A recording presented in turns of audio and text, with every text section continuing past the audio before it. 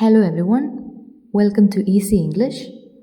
ഇന്ന് നമ്മൾ നോക്കാൻ പോകുന്നത് പുതിയ +1 ഇംഗ്ലീഷ് ടെക്സ്റ്റ് ബുക്കിൻ്റെ പ്രെല്യൂഡാണ്. പ്രെല്യൂഡ് എന്ന് പറഞ്ഞാൽ ഒരു ബുക്കിൻ്റെ അകത്തെ മെയിൻ പാർട്ട് തുടങ്ങുന്നതിന് മുൻപുള്ള ഇൻട്രൊഡക്ടറി പാർട്ടാണ്. ഇതിൽ പ്രെല്യൂഡായിട്ട് കൊടുത്തിരിക്കുന്നത് ബെർട്രൻഡ് റസ്സൽ എഴുതിയ ഓട്ടോബയോഗ്രഫിയുടെ പ്രോലോഗാണ്.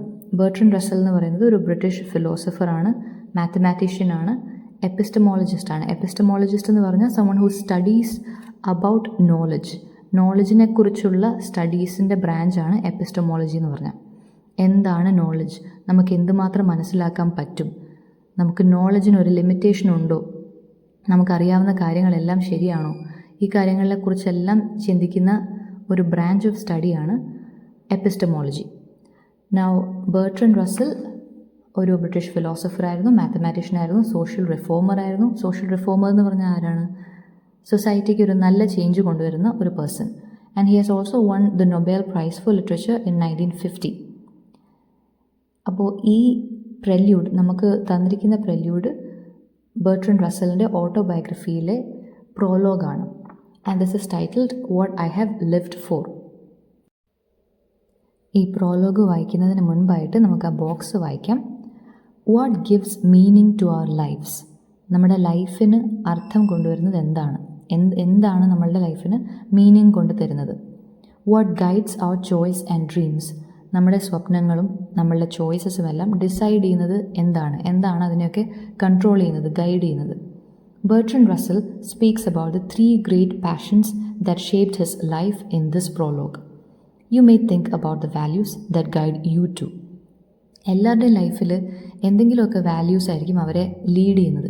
ചിലർക്ക് കമ്പാഷൻ ആയിരിക്കാം, ചിലർക്ക് ലവ് ആയിരിക്കാം, ചിലർക്ക് സ്റ്റഡീസ് ആയിരിക്കാം. ഈ കാര്യങ്ങളൊക്കെയാണ് അവരെ ജീവിക്കാൻ പ്രേരിപ്പിക്കുന്നത്, ജീവിതത്തിന് അർത്ഥം കൊണ്ടുതരുന്നത്. ഇതിൽ പറയുന്നത് ബെർട്രൻഡ് റസ്സലിൻ്റെ 3 ഏറ്റവും വലിയ പാഷൻസിനെ കുറിച്ചാണ്. That shaped his life. അദ്ദേഹത്തിൻ്റെ ലൈഫിനെ മീനിങ് ഫുള്ളാക്കിയ 3 ഗ്രേറ്റ് പാഷൻസ് ഉണ്ട്. പാഷൻ എന്താണ്? ഒരാൾ വളരെ പാഷനറ്റ് ആയിരിക്കുന്ന കാര്യം എന്ന് പറയുന്നത് അയാൾക്ക് വളരെ സ്ട്രോങ് ആയിട്ടുള്ള ഇമോഷൻസ് തരുന്ന കാര്യങ്ങൾ, അതിനാണ് പാഷൻ എന്ന് പറയുന്നത്. ചിലർക്ക് കുക്കിംഗ് ആയിരിക്കും പാഷൻ, ചിലർക്ക് അവരുടെ ഫാമിലി ആയിരിക്കും പാഷൻ. അപ്പോൾ this prologue is about Bertrand Russell's 3 great passions that added meaning to his life. അപ്പോൾ നമുക്ക് let's start reading this. What I have lived for by Bertrand Russell. 3 passions, simple but overwhelmingly strong, have governed my life. 3 passions ആണ്, simple but overwhelmingly strong.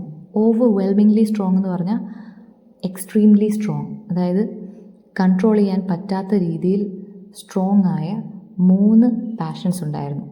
അദ്ദേഹത്തിൻ്റെ ലൈഫിനെ govern ചെയ്തത്, അദ്ദേഹത്തിൻ്റെ ജീവിതത്തെ തന്നെ control ചെയ്ത 3 ഗ്രേറ്റ് പാഷൻസ് ഉണ്ടായിരുന്നു.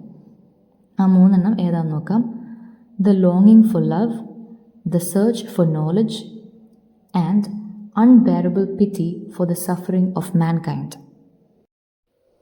ആദ്യത്തേത് ലോങ്ങിങ് ഫോർ ലവ്, അതായത് സ്നേഹത്തിന് വേണ്ടിയിട്ടുള്ള ഡിസയർ, സ്നേഹം കിട്ടാനായിട്ടുള്ള ആഗ്രഹം.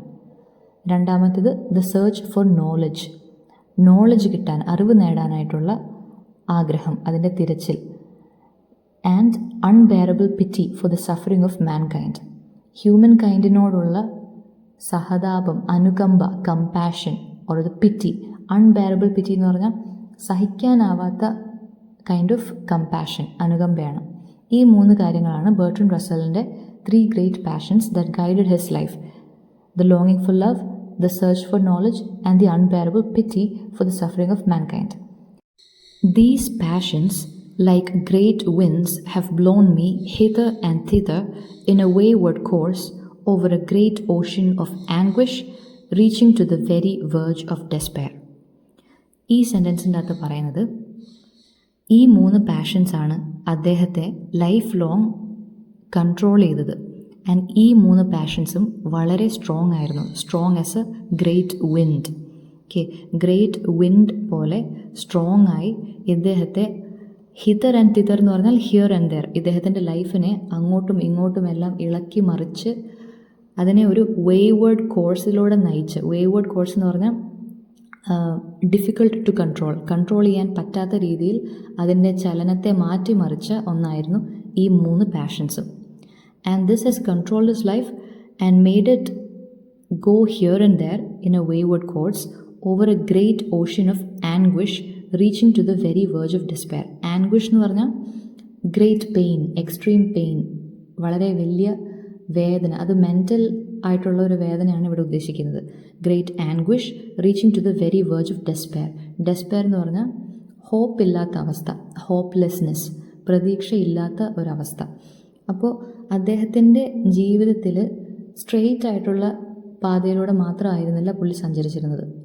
ഒരുപാട് ഡിഫറെൻ്റ് ആയിട്ടുള്ള ഡിസിഷൻസ് ഉണ്ടായിരുന്നു, ഒരുപാട് ചാലഞ്ചസ് ഉണ്ടായിരുന്നു, പല രീതിയിലും വളഞ്ഞും തിരിഞ്ഞും ഒക്കെയുള്ള ഒരു ലൈഫായിരുന്നു. ഇതിൻ്റെ അകത്തെല്ലാം പുള്ളീനെ കൺട്രോൾ ചെയ്ത പാഷൻസാണ് ഈ 3 ആ 3 ഗ്രേറ്റ് വിൻഡ് പോലെയാണ്. ആ വിൻഡ് എന്ന് പറയുന്നതെല്ലാം ഇവിടെ മെറ്റഫോറായിട്ടാണ് യൂസ് ചെയ്തിരിക്കുന്നത്, അല്ലാണ്ട് ശരിക്കും ഉള്ള വിൻഡിനെ അല്ല ഇവിടെ ഉദ്ദേശിക്കുന്നത്. ഭയങ്കര ഓവർ പവർ ചെയ്തിരിക്കുന്ന ഫീലിങ്സ് ആയിട്ടാണ് ഈ 3 പാഷൻസിനെയും ഇവിടെ കാണിച്ചിരിക്കുന്നത്. Now second paragraph. I have sought love first because it brings ecstasy so great that I would often have sacrificed all the rest of life for a few hours of this joy.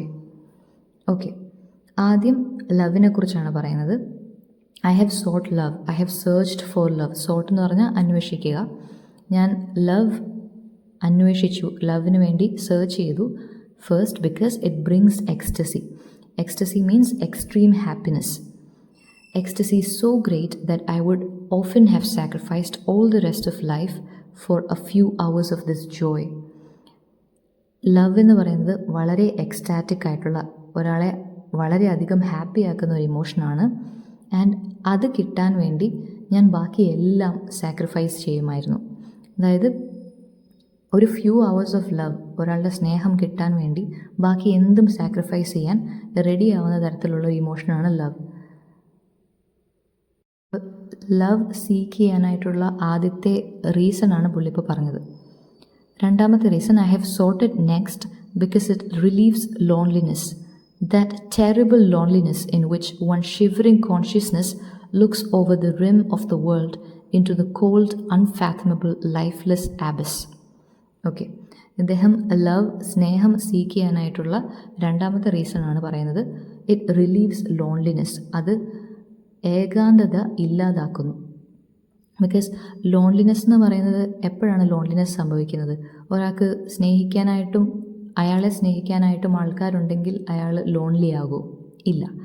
അപ്പോൾ ഇവിടെ loneliness relieve ചെയ്യുന്ന, ലോൺലിനെസ്സിൻ്റെ അകത്തുനിന്ന് ഒരു escape കൊടുക്കുന്ന ഒരു കാര്യമാണ് love. And that terrible loneliness, ആ ലോൺലിനെസ്സിനെ കുറിച്ചാണ് ഇപ്പോൾ പറയുന്നത്. In which one shivering consciousness looks over the rim of the world. Okay, rim എന്ന് പറഞ്ഞാൽ എഡ്ജ്, ആൻഡ് കോൺഷ്യസ്നെസ് എന്ന് പറഞ്ഞാൽ എന്താ? നമ്മുടെ ബോധം, എല്ലാ മനുഷ്യരുടെയും ഉള്ളിലുള്ള ബോധം, അതാണ് കോൺഷ്യസ്നെസ്.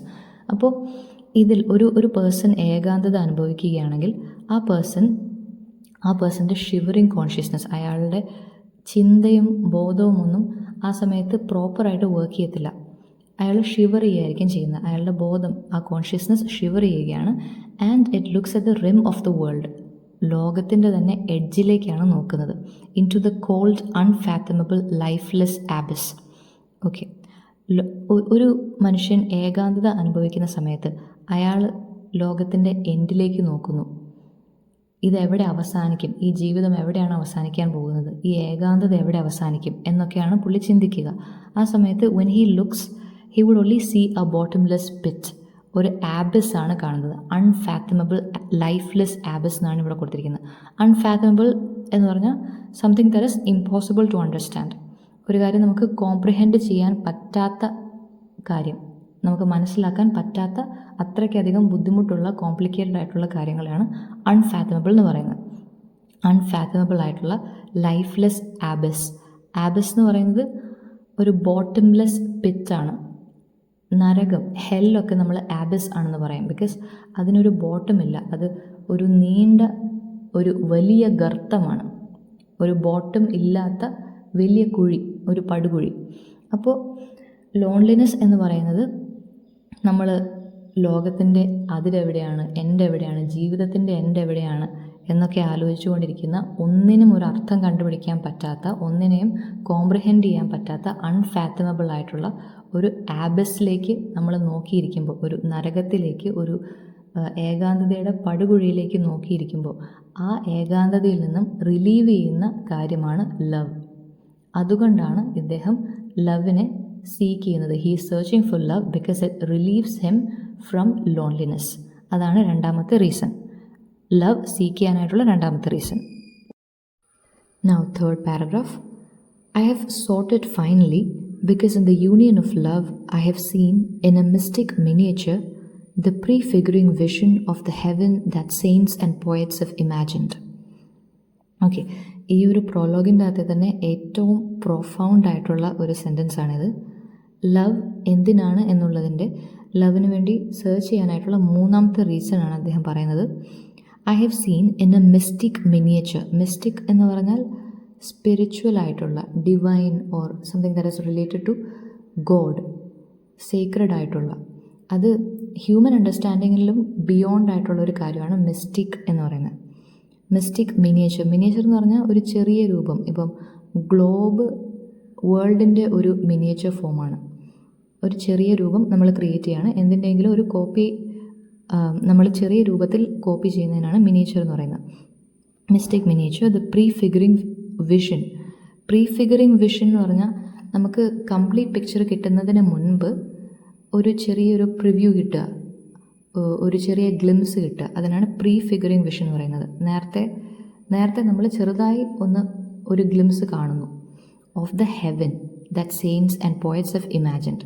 അപ്പോൾ നമുക്കറിയാം, ജീവിച്ചിരിക്കുന്ന ആരും ഹെവൻ നേരിട്ട് കണ്ടിട്ടില്ല.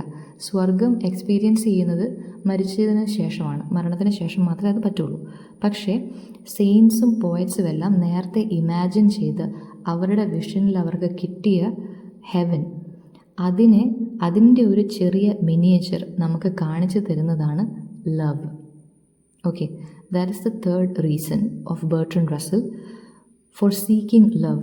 ലവ് സീക്ക് ചെയ്യുന്നതിൻ്റെ മൂന്നാമത്തെ റീസണാണ്, നമുക്ക് ഒരു സ്പിരിച്വൽ രീതിയിൽ ചിന്തിക്കുന്ന സമയത്ത് ഹെവൻ്റെ ഒരു മിനിയേച്ചർ രൂപം നമുക്ക് കിട്ടാനായിട്ട് ഇത് ഹെൽപ്പ് ചെയ്യുന്നു.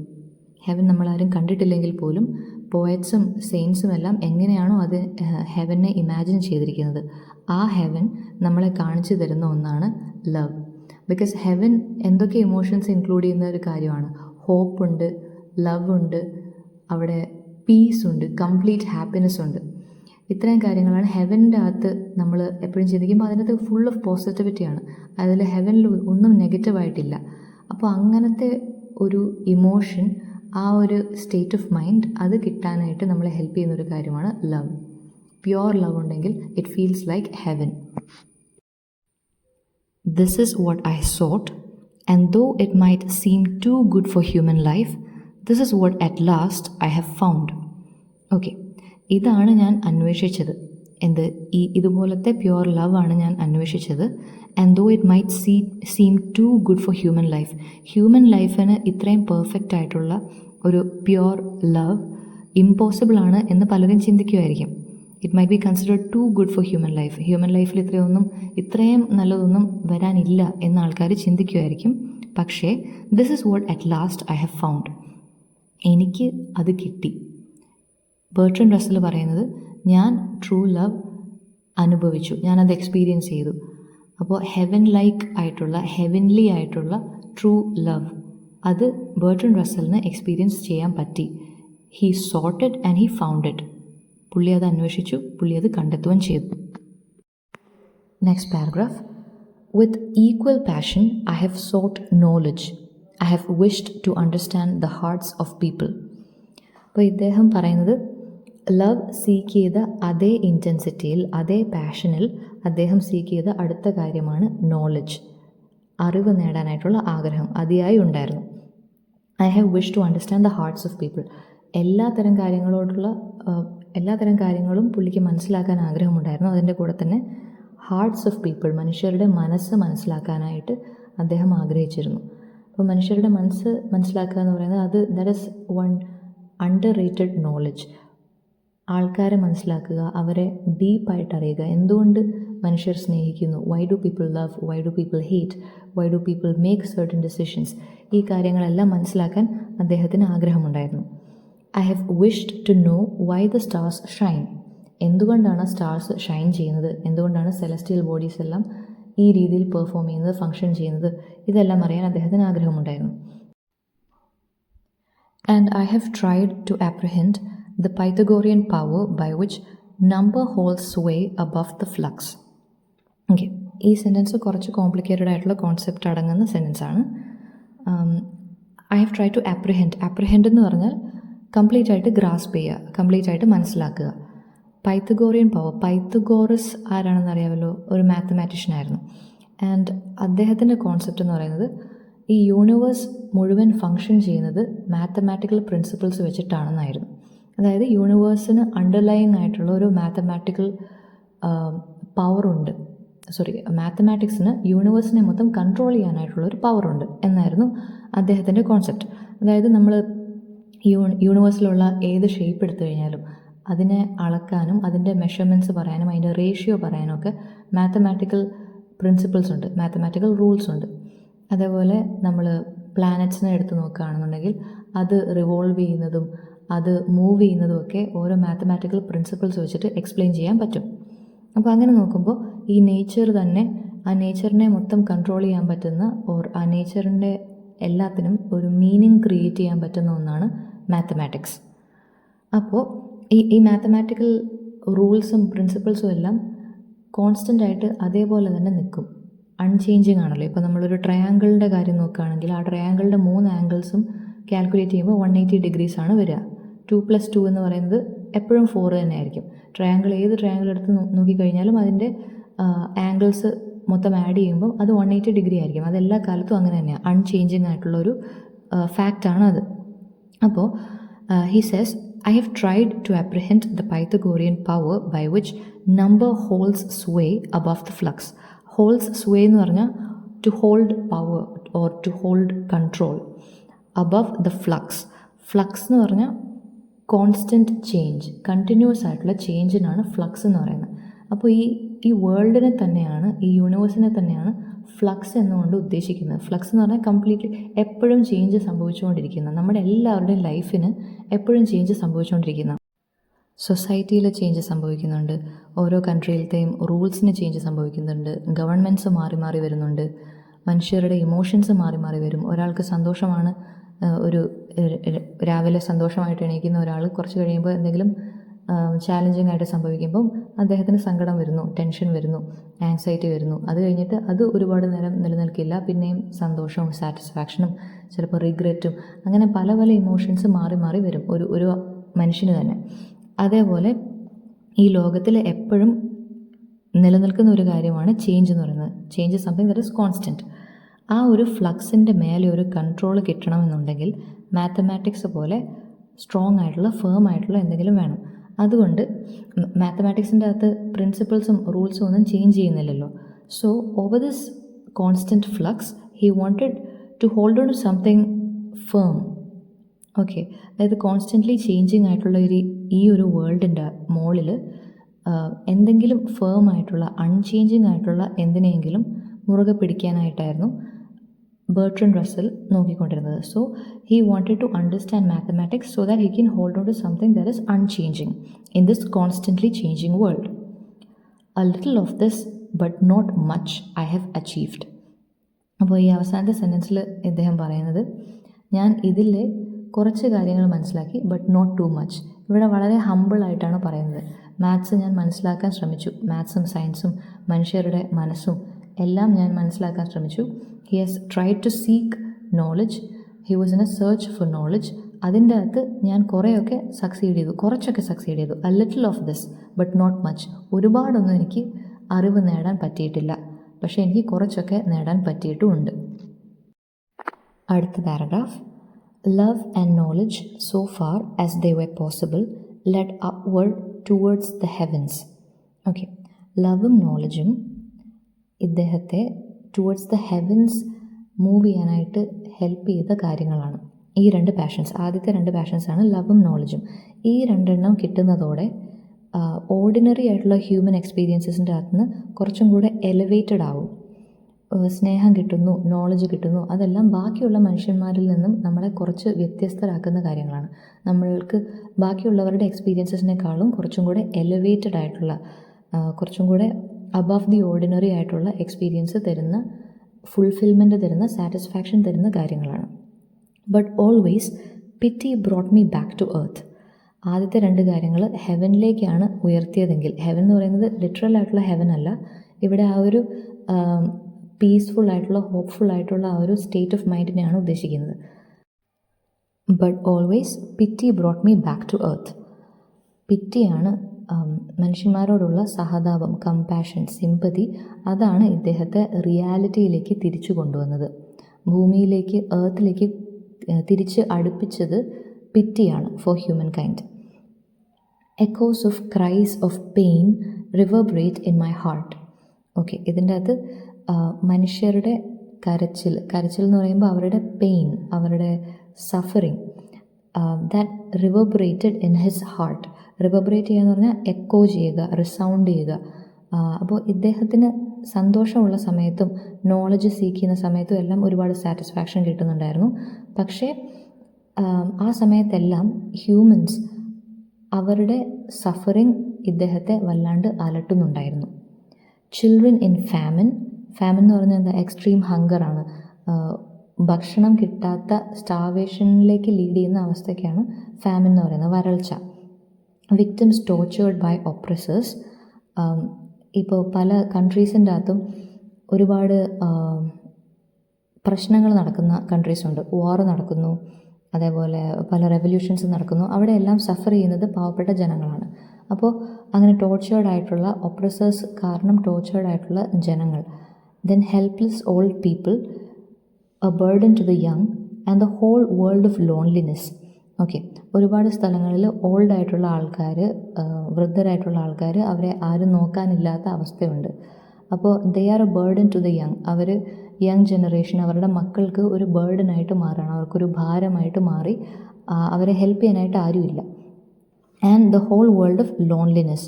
ലോൺലി ആയിട്ടുള്ള, സ്വന്തം സ്ട്രഗിൾസ് വേറൊരു മനുഷ്യൻ്റെയും ഹെൽപ്പില്ലാതെ ഒറ്റയ്ക്ക് നേരിടുന്ന ആൾക്കാരുണ്ട്. Then poverty and pain make a mockery of what human life should be. അപ്പോൾ ഹ്യൂമൻ ലൈഫ് എന്ന് പറയുന്നത് ബാക്കി എല്ലാ സ്പീഷീസിൻ്റെ ലൈഫിനേക്കാളും മെച്ചപ്പെട്ട ഒന്നാണ് എന്നാണല്ലോ നമ്മൾ വിശ്വസിക്കുന്നത്. വളരെ ഹാപ്പി ആകാൻ സാധ്യതകളുള്ള, സ്കോപ്പുള്ള, ലക്ഷൂറിയസ് ആയിട്ട് ഒരു ലൈഫിന് സ്കോപ്പുള്ള ഒന്നാണ് ഹ്യൂമൻ ലൈഫ്. പക്ഷേ ഈ കാര്യങ്ങളെല്ലാം, ഫാമിനും വിക്ടിംസ് ടോർച്ചേർഡ് ബൈ ഒപ്രസേഴ്സും, ആരും നോക്കാനില്ലാത്ത വൃദ്ധരായിട്ടുള്ള ജനങ്ങളും, പിന്നെ ലോൺലി ആയിട്ടുള്ള ആൾക്കാർ, പോവേർട്ടിയും പെയിനും എക്സ്പീരിയൻസ് ചെയ്യുന്ന ആൾക്കാർ, ഇതെല്ലാം ഹ്യൂമൻ ലൈഫിനെ ഒരു മോക്കറി ആയിട്ടാണ് കാണിക്കുന്നത്. മോക്കറി എന്ന് പറഞ്ഞാൽ ഒരു ജോക്ക്. ഹ്യൂമൻ ലൈഫ് എന്താണോ ആകേണ്ടത് അതിൻ്റെ ഒരു ജോക്കായിട്ടാണ് ഇവരുടെ എല്ലാവരുടെയും സഫറിങ്. അതായത് ഹ്യൂമൻ ലൈഫ് ആക്ച്വലി വളരെ ലക്ഷൂറിയസ് ആയിട്ടും കംഫർട്ടബിളായിട്ടും പീസ്ഫുള്ളായിട്ടും ഒക്കെ ഉണ്ടാവേണ്ട ഒന്നാണ്. പക്ഷേ ശരിക്കും നമ്മൾ റിയാലിറ്റിയിലേക്ക് നോക്കുമ്പം ഹ്യൂമൻ ലൈഫ് ഒരു മോക്കറിയാണ്. Because humans suffer a lot. ഒരുപാട് ചാലഞ്ചസ് ഉണ്ട്, ഡിഫിക്കൽട്ടീസ് ഉണ്ട്, ഒരുപാട് മനുഷ്യർ വളരെയധികം ബുദ്ധിമുട്ടുകളിലൂടെ കടന്നു പോകുന്നുണ്ട്. അപ്പോൾ ഈ കാര്യങ്ങളെല്ലാം കാണുമ്പോൾ ഹ്യൂമൻ ലൈഫ് ഒരു മോക്കറിയാണ്. I long to alleviate this evil but I cannot and I too suffer. അപ്പോൾ അലിവിയേറ്റ് എന്ന് പറഞ്ഞാൽ to reduce or to lessen something. എന്തെങ്കിലും ഒരു കാര്യത്തെ അതിൻ്റെ ആഘാതം കുറയ്ക്കുക, അതിനാണ് അലിവിയേറ്റ് എന്ന് പറയുന്നത്. അപ്പോൾ ഈ സഫറിങ്, ഈ ഈവിൾ ആയിട്ടുള്ള കാര്യങ്ങൾ, ഇതെല്ലാം അലിവിയേറ്റ് ചെയ്യാൻ, റെഡ്യൂസ് ചെയ്യാനായിട്ട് ഇദ്ദേഹം ശ്രമിക്കുന്നുണ്ട്. പക്ഷേ അത് പുള്ളിക്ക് സാധിക്കുന്നില്ല. ഈ ലോകത്തിലെ എല്ലാ ബുദ്ധിമുട്ടുകളും സഫറിങ്ങും എല്ലാം ഒരു മനുഷ്യനെ മാറ്റാൻ കഴിയുമോ? ഇല്ല. അപ്പോൾ അദ്ദേഹം അതിന് ശ്രമിക്കുന്നുണ്ടെങ്കിലും അദ്ദേഹത്തെ കൊണ്ട് അതിന് കഴിയുന്നില്ല. And I too suffer. And he suffers because he cannot alleviate this evil, this suffering from this world. This has been my life. I have found it worth living and would gladly live it again if the chance were offered me. Okay, ഇതാണ് എൻ്റെ ജീവിതം. എൻ്റെ ജീവിതത്തിൽ ഇതുപോലെ 3 passions ഉണ്ട്: love, knowledge and the പിറ്റി for the suffering of mankind. ഈ 3 കാര്യത്തിന് വേണ്ടിയിട്ടാണ് ഞാൻ ജീവിച്ചത്. ഇതാണ് എൻ്റെ ലൈഫിന് മീനിങ് തന്ന കാര്യം. I have I have found it worth living and would gladly live it again if the chance were offered me. ഞാൻ എൻ്റെ ലൈഫിൽ ഇത്രയും സഫറിങ്സ് ഉണ്ടായിരുന്നു, ചാലഞ്ചസ് ഉണ്ടായിരുന്നു, ഒരുപാട് കഷ്ടതകളുണ്ടായിരുന്നു. പക്ഷേ I have found it worth living. ഈ ലൈഫ് ജീവിച്ചതിന് I have found it worth it. Okay, ഇത് ജീവിച്ചതിൽ ഞാൻ സാറ്റിസ്ഫൈഡ് ആണ്. ആൻഡ് ഇനിയും ഒരു ജീവിതം കൂടി എനിക്ക് ഓഫർ ചെയ്യുകയാണെങ്കിൽ I would gladly take it. ഞാനത് വളരെ സന്തോഷത്തോടെ ഏറ്റുവാങ്ങും. ഇത്രയും പറഞ്ഞുകൊണ്ടാണ് ബെർട്രൻഡ് റസ്സൽ അദ്ദേഹത്തിൻ്റെ പ്രോലോഗ് അവസാനിപ്പിക്കുന്നത്. അപ്പോൾ ഇതിൽ ഏറ്റവും മെയിൻ പോയിൻ്റായിട്ട് വരുന്നത് is that life becomes better when we love, learn and help others. നമ്മൾ സ്നേഹിക്കുക, search for knowledge and also have pity towards others. ഈ 3 കാര്യങ്ങളുണ്ടെങ്കിൽ ലൈഫ് കുറേ കൂടെ മീനിങ് ഫുൾ ആവും. ലൈഫ് നമുക്ക് കൂടുതൽ എൻജോയ് ചെയ്യാൻ സാധിക്കും. ലൈഫിന് ഒരു അർത്ഥമുണ്ടാവും. ഈ ഒരു prologue, what I have lived for എന്നുള്ള പ്രോലോഗ് ഒരു ടെക്സ്റ്റ് ബുക്കിൻ്റെ പ്രോലോഗായിട്ട് കൊടുക്കാൻ എന്തായിരിക്കും റീസൺ? അതിൻ്റെ അകത്ത് ഇൻക്ലൂഡ് ചെയ്തിരിക്കുന്ന തീംസ് തന്നെയാണ് അതിൻ്റെ മേജർ റീസൺ ആയിട്ട് വരുന്നത്. ബിക്കോസ് ഇതിൻ്റെ അകത്ത് പറയുന്ന കാര്യങ്ങൾ എന്തൊക്കെയാണ്? ഇതിൽ മെയിൻ ആയിട്ടുള്ള തീം ഹ്യൂമൻ വാല്യൂസ്. ഒരു ലൈഫിനെ, ഒരു പേഴ്സൻ്റെ ലൈഫിനെ മീനിങ് ഫുൾ ആക്കുന്ന ഹ്യൂമൻ വാല്യൂസ് എന്തൊക്കെയാണെന്ന് പറയുന്നുണ്ട്. ലവ് ഉണ്ട്, പിറ്റി ഉണ്ട്, ആൻഡ് നോളജ് ഉണ്ട്, ആൻഡ് കമ്പാഷൻ, ആൾക്കാരോടുള്ള നമുക്ക് അനുകമ്പ, ആൻഡ് ഹ്യൂമൻ റിലേഷൻഷിപ്സ്, ഇൻട്രോസ്പെക്ഷൻ ഉണ്ട്. നമ്മളുടെ തന്നെ ലൈഫിനെ ഒന്ന് അനലൈസ് ചെയ്ത് നോക്കാനായിട്ട് ഈ ടെക്സ്റ്റ് നമ്മളെ ഹെൽപ്പ് ചെയ്യുന്നുണ്ട്. And what makes life worth living, അതിനെക്കുറിച്ച് നമ്മളെ ചിന്തിപ്പിക്കുന്ന ഒരു കാര്യമാണിത്. എന്തിനാണ് ഈ ജീവിതം? എനിക്ക് ഈ ജീവിതം തന്നത് എന്തിനാണ്? ഈ ലൈഫ് കൊണ്ട് എന്ത് ചെയ്യാൻ പറ്റും? ഈ ലൈഫ് കൊണ്ട് എന്ത് മീനിങ് ആണ് ഞാൻ ക്രിയേറ്റ് ചെയ്യേണ്ടത്? ഈ കാര്യങ്ങളൊക്കെ നമ്മളെ ചിന്തിപ്പിക്കുന്ന ഒരു ഇൻട്രോസ്പെക്റ്റീവ് ആയിട്ടുള്ള ഒരു ടെക്സ്റ്റാണ് ഇത്. അതുകൊണ്ട് തന്നെയാണ് ഇത് +1 ഇൻ ഇംഗ്ലീഷിൻ്റെ പ്രോലോഗായിട്ട് തന്നിരിക്കുന്നത്.